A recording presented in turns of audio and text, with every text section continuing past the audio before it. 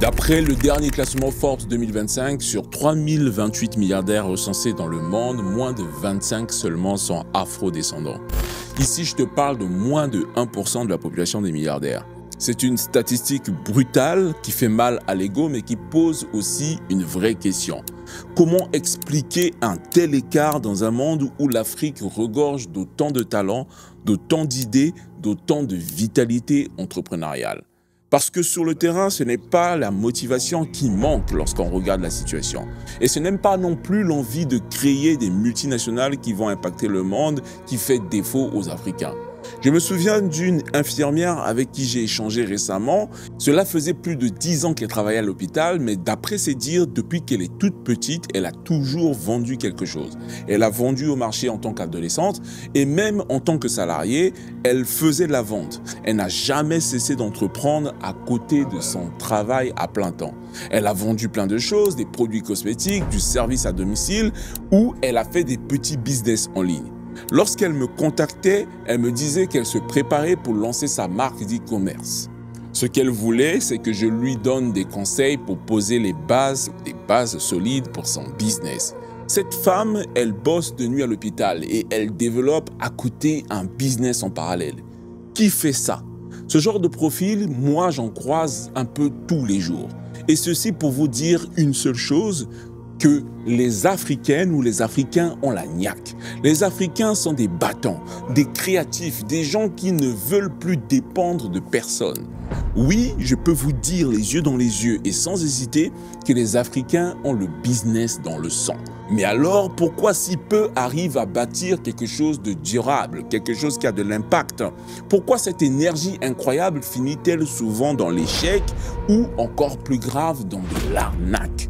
Pendant plusieurs années, j'ai travaillé dans le conseil. J'ai notamment travaillé dans des gros cabinets de conseil mondialement connus comme Ernst Young, aujourd'hui appelé EY, et Deloitte. Ces cabinets de conseil accompagnent des milliers d'entreprises sur des sujets d'audit ou de conformité. Donc, dans le cadre de mon passage dans ces gros cabinets et même pour mes activités de consulting en tant qu'indépendant, j'ai travaillé pour des dizaines d'entreprises et sur des centaines de projets.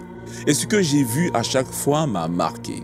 Moi, j'ai commencé juste à me poser quelques questions, à analyser, à comparer, à me dire mais qu'est-ce qui ne marche pas avec la communauté africaine lorsqu'elle entreprend? Et ce que j'ai découvert, c'est que le problème en réalité, ce n'est pas celui que l'on croit. Ce n'est pas l'argent. Ce n'est pas l'argent qui manque aux Africains. Ce n'est pas le racisme. On n'est pas les moins aimés. Ce n'est pas non plus l'accès au réseau. Il y a quelque chose de plus profond, de plus systémique et de beaucoup plus inconfortable à regarder en face. Alors aujourd'hui, je vais te montrer ce que j'ai vu, ce que j'ai compris et ce qu'on ne dit pas dans les success stories ou qu'on ne montre pas du tout sur les réseaux sociaux. Le but de cette vidéo n'est pas de distribuer des leçons. Le but de cette vidéo, c'est de partager mon humble expérience parce que si on continue à répéter les mêmes erreurs, on va enterrer des générations entières de potentiel. Et si on va jusque-là, jusqu'à l'enterrement total d'une génération, on ne pourra pas dire qu'on ne savait pas. Lui, c'est Tongé Bakong. C'est un franco-camerounais diplômé d'HEC qui a fait ses armes chez Orange et chez Canal+, avant de se lancer dans l'aventure entrepreneuriale. En 2015, cet entrepreneur lance AfroStream avec une idée qui semble révolutionnaire. Il décide de créer le Netflix africain, c'est-à-dire une plateforme de streaming entièrement dédiée aux films et aux séries afro-américaines et africaines. Les premiers mois ressemblent à un conte de fées entrepreneurial parfait. Les médias s'emballent et partout on commence à parler de révolution pour la représentation noire à l'écran. TF1 décide de s'associer au projet, validant ainsi le concept aux yeux du grand public. Avant même le lancement officiel, plus de 50 000 fans suivent déjà la page Facebook d'AfroStream, ce qui va témoigner d'une demande réelle et d'un engouement authentique pour le projet. Puis arrive le moment qui change tout. En juin 2015, AfroStream est sélectionné par Y Combinator. Y Combinator, c'est l'accélérateur le plus prestigieux au monde, celui-là même qui a propulsé vers les sommets des entreprises comme Airbnb, Dropbox, Reddit ou Stripe. Cette sélection représente bien plus qu'un simple financement de 120 000 $. C'est un sésame pour accéder à un accompagnement de 4 mois dans la Silicon Valley et surtout c'est une opportunité de présenter son projet devant plus de 400 investisseurs lors du mythique Demo Day. À ce moment-là, tout le monde se dit que la partie est gagnée d'avance pour AfroStream. Tanguy devient naturellement le visage emblématique de l'entrepreneuriat des afrodescendants en France. Il incarne une réussite qui fait rêver toute une communauté. L'objectif affiché paraît raisonnable. Il promet simplement d'atteindre 50 000 abonnés en un an dans un marché où le public existe déjà et la demande semble évidente. Ce qui est fou, c'est que le début confirme d'ailleurs ses espoirs puisque le lancement se déroule dans d'excellentes conditions. Orange décide de s'associer au projet tandis que Bouygues Telecom intègre directement AfroStream dans son offre, permettant ainsi à plus de 12 millions de foyers français d'avoir accès à cette nouvelle plateforme. Les premiers abonnés commencent à affluer et l'histoire d'AfroStream devient celle qu'on a tous envie de voir triompher. Mais derrière cette façade prometteuse, la réalité du business du streaming commence à révéler sa complexité redoutable. Créer une plateforme de streaming ne se résume pas à avoir une excellente idée ou une belle visibilité médiatique. Il faut avant tout pouvoir payer les droits de diffusion de contenu et c'est là que Tanguy découvre progressivement l'ampleur des défis financiers qui l'attendent. Figurez-vous juste que chacun des épisodes d'une série coûte entre 1 000 ou 15 000 euros.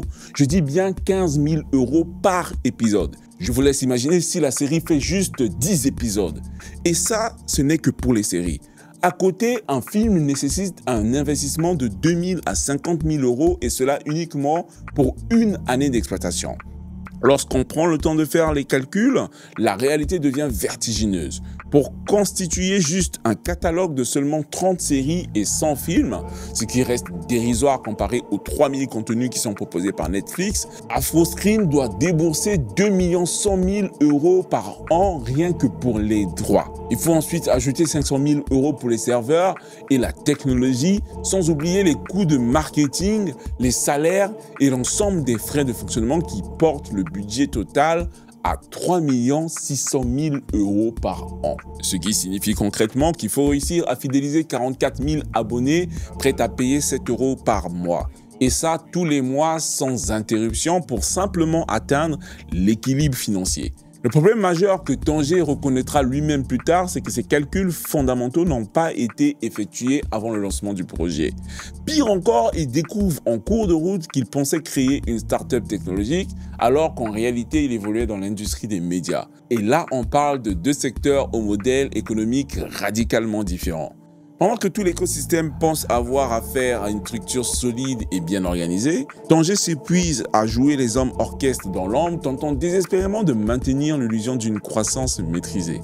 Au bout de 2 années de cette course effrénée, le verdict tombe sans appel.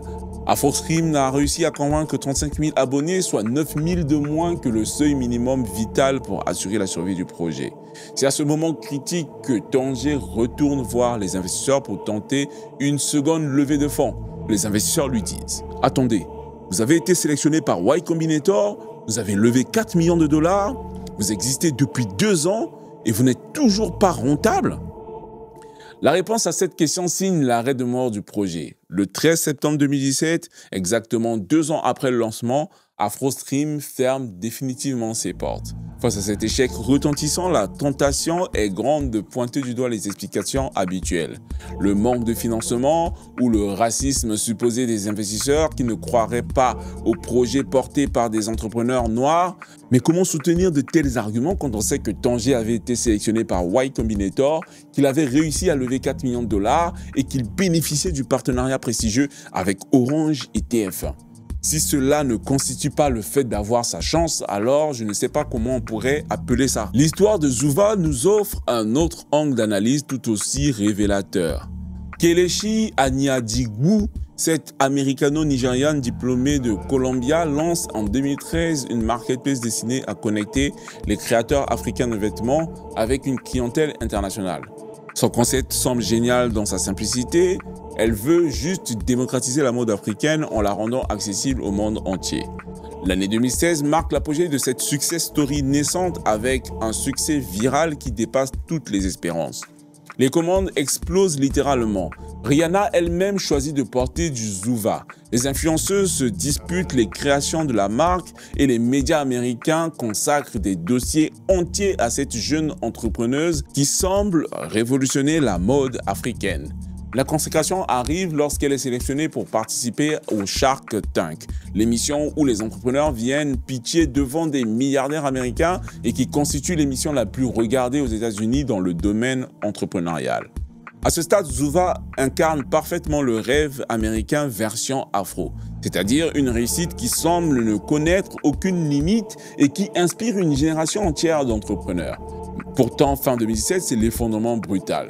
Juste avant son passage, tant attendu dans Shark Tank, Zouva ferme définitivement ses portes. Cette fois, impossible d'invoquer le manque de financement ou des barrières discriminatoires car Kelechi fait preuve d'une transparence remarquable en avouant publiquement les véritables raisons de cet échec. Elle explique sans détour qu'ils ont grandi beaucoup trop vite, que leur équipe réduite à seulement 3 personnes n'arrivait pas à gérer l'explosion soudaine de la demande, que leur site internet s'effondrait régulièrement sous la charge du trafic et que de nombreuses commandes n'étaient pas honorées dans les délais et que les créateurs africains partenaires n'étaient pas payés à temps. En d'autres termes, Zouva a été littéralement victime de son propre succès, incapable de structurer ses opérations, d'organiser efficacement ses processus ou de tenir les promesses faites à ses clients et partenaires. Ces deux histoires révèlent un pattern troublant qui mérite qu'on s'y attarde. D'un côté, on a AfroStream, qui est une sélection quand même du Y Combinator, qui a levé 4 millions de dollars et qui est partenaire avec des institutions prestigieuses, mais qui a un modèle économique mal calculé dès le départ. De l'autre côté, on a Zouva, ce succès viral qui a réussi à obtenir un passage programmé dans Shark Tank, mais une croissance totalement non maîtrisée, une infrastructure technique inexistante et des promesses systématiquement non tenues qui conduisent au même résultat désastreux. Ce ne sont pas les barrières externes traditionnellement invoquées qui ont causé la chute de ces entreprises. Il y a quelque chose de beaucoup plus profond, de plus fondamental et surtout de beaucoup plus inconfortable à regarder en face. La vérité que j'essaie de vous partager ici, c'est que ces histoires d'échecs retentissants, j'en ai observé des dizaines au cours de ma carrière. Et à chaque fois, le même schéma se répète avec une régularité qui ne doit rien au hasard. Et cette réalité, je vais vous dire que personne n'a envie d'en parler car elle va remettre en question les certitudes bien établies dans la communauté. Pendant plusieurs années, j'ai eu accès à un poste d'observation que très peu d'entrepreneurs connaissent, celui qui te permet de voir les projets de l'intérieur, sans filtre, sans storytelling, sans mise en scène. Juste la réalité brute d'une entreprise face à elle-même. J'ai pu voir les chiffres, j'ai pu voir les structures, j'ai pu voir le quotidien, j'ai pu voir les failles. Très vite, une dissonance m'a frappé. Lorsque tu bosses dans un cabinet de conseil, tu ne regardes pas les projets comme un spectateur. Tu les examines dans le détail, tu comprends leur logique interne et tu comprends les conséquences concrètes des décisions que prennent les dirigeants au quotidien. Et ce que j'ai vu en analysant les entreprises, surtout les entreprises de petite taille ou les startups, ça va au-delà des promesses qu'elles affichent. J'ai pu voir ce qui se passe réellement derrière le rideau. J'ai pu voir la manière dont elles recrutent, la façon dont elles gèrent leur trésorerie. J'ai pu voir le sérieux avec lequel elles arrivent à anticiper les risques et à processiser leurs opérations. Et plus les dossiers défilaient devant mes yeux, plus je voyais apparaître une constante. Qu'elle soit médiatique ou discrète, qu'elle soit innovante ou traditionnelle, toutes les entreprises qui durent ont un point commun. Elles ont en interne appris à se discipliner.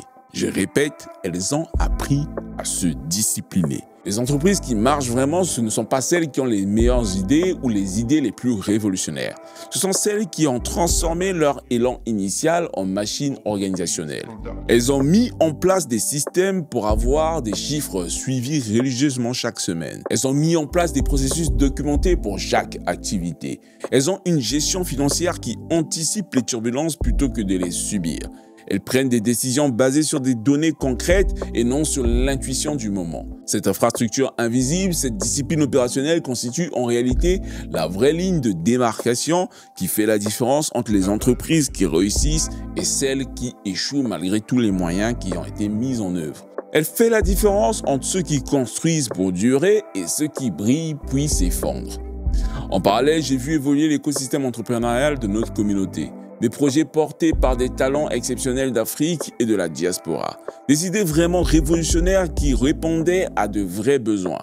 Une énergie collective qui donnait envie d'y croire. Et pourtant, un contraste douloureux se dessinait sous mes yeux.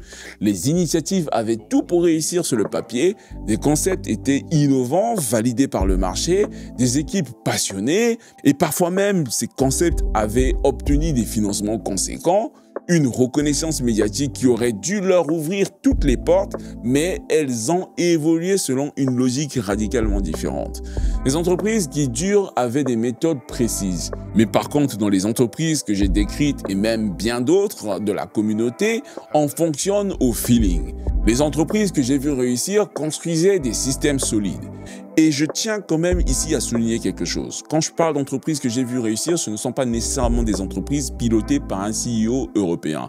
Dans ma carrière de consultant, j'ai vu aussi des entreprises créées par des Africains ou en tout cas des personnes d'origine africaine qui ont bâti avec beaucoup de rigueur et qui, jusqu'aujourd'hui, tiennent debout. Donc ce n'est pas une histoire de couleur ou d'origine, c'est une histoire de rigueur.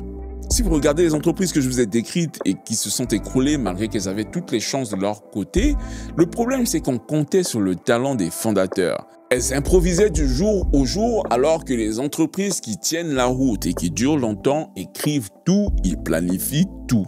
Cette différence crée de facto un décalage énorme, croyez-en mon expérience. D'un côté, les organisations qui durent sont des organisations qui fonctionnent comme des horloges suisses. Elles font l'effort d'être prévisibles dans leur croissance et surtout résilientes face aux crises. De l'autre côté, on a des aventures entrepreneuriales qui brillent par l'éclat, qui sont portées par l'énergie de leurs fondateurs, par la communauté, mais qui dans le fond sont vraiment vulnérables, pour ne pas dire fragiles comme des chips. Cette observation m'a mené à une révélation dérangeante. Nous nous trompions peut-être de combat depuis le début. Il faut reconnaître que les entreprises qui font défaut dans la diaspora ont peut-être un manque de capacité à transformer une vision en machine opérationnelle bien huilée. Ici, je te parle de cette discipline quotidienne qui sépare les projets qui survivent difficilement de ceux qui prospèrent mondialement.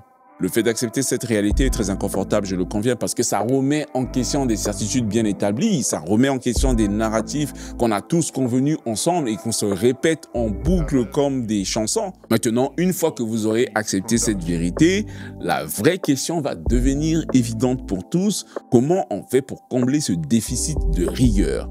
Comment on transforme cette prise de conscience en changement concret pour l'ensemble de la communauté? Vous l'avez compris, identifier le problème, c'est une chose, mais le résoudre, c'en est une autre. Et par rapport à ça, j'ai une bonne nouvelle. Il y a une solution. La solution à notre problème collectif existe. Elle n'est ni complexe, ni coûteuse, ni révolutionnaire. Elle demande juste une chose que nous avons tendance à fuir, la discipline. La première transformation nécessaire touche à notre rapport aux chiffres. Il faut qu'on arrête avec ce temps où on gère son entreprise aux émotions. Il faut qu'on passe à un temps où on place les données pures et dures au centre de l'analyse. Mais attention, ici il n'est pas question de se noyer dans une avalanche de métriques ou de KPI, comme on dit en anglais, mais ce qu'il faut comprendre, c'est qu'on veut suivre une règle d'or. Et la règle d'or à suivre, je vous la donne, c'est d'avoir au moins 3 indicateurs maximum qu'on suit religieusement chaque semaine. Vous devez à minima suivre votre trésorerie exacte et combien de mois vous pouvez tenir. Vous devez suivre votre coût d'acquisition client réel et enfin votre taux de rétention. Ces 3 chiffres vous disent tout ce que vous devez savoir sur la santé de votre entreprise. Cette obsession des chiffres n'est que le premier pilier d'une transformation plus profonde. Le deuxième pilier consiste à arrêter d'improviser pour tout systématiser. Chaque processus critique de votre entreprise doit être documenté. L'objectif est que votre entreprise puisse fonctionner sans vous pendant au moins une semaine. Le troisième et dernier pilier important, donc vous l'avez compris, je ne vous ai pas listé tous les piliers qui existent. On en voit 3, mais avec ces 3, je peux vous garantir que vous allez changer profondément votre entreprise. Le troisième pilier, pour revenir à celui-là, concerne simplement l'humilité. Il faut accepter qu'on ne peut pas tout faire, qu'on ne peut pas tout savoir et qu'on ne peut pas tout maîtriser.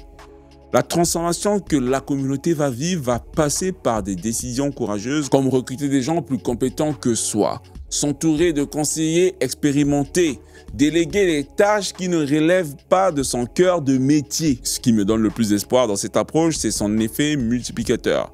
Chaque entrepreneur qui applique cette méthode devient automatiquement un modèle pour son entourage. L'excellence attire l'excellence. La rigueur inspire la rigueur. C'est d'ailleurs pour cette raison que je suis en train de lancer mon propre incubateur The Momentum, parce que j'en ai assez de voir des talents gâchés par manque de méthode. Parce que je vais accompagner cette nouvelle génération d'entrepreneurs qui comprend que l'excellence opérationnelle n'est pas optionnelle. Dans cet incubateur, on ne sélectionnera pas les projets sur la beauté de l'idée, mais sur la solidité de l'exécution. On ne financera plus les rêves, on investissera dans la rigueur. Cette infirmière dont je vous parlais au début, elle m'a contacté la semaine dernière pour me parler de son projet e-commerce. Elle a l'énergie, elle a la motivation, elle a l'idée, mais ce qui lui manque pour l'instant, c'est exactement ce dont on parle. La rigueur opérationnelle est beaucoup plus loin, l'exécution. Si vous avez aimé cette vidéo, n'hésitez pas à laisser un commentaire, à mettre un like et surtout à partager cette vidéo à toutes les personnes que vous connaissez qui s'intéressent à l'entrepreneuriat. Si vous avez aimé cette vidéo et que vous voulez approfondir les concepts d'entrepreneuriat et que vous voulez devenir un entrepreneur à succès, je vous laisse avec cette vidéo qui n'est pas faite pour tout le monde. C'est une vidéo de 2 heures où je donne étape par étape tout le condensé de ce que j'ai appris en 10 ans pour réussir votre prochaine entreprise. Vous serez peut-être le futur Bill Gates, vous serez peut-être le futur Tony Elumelu. Regardez cette vidéo et mettez en pratique.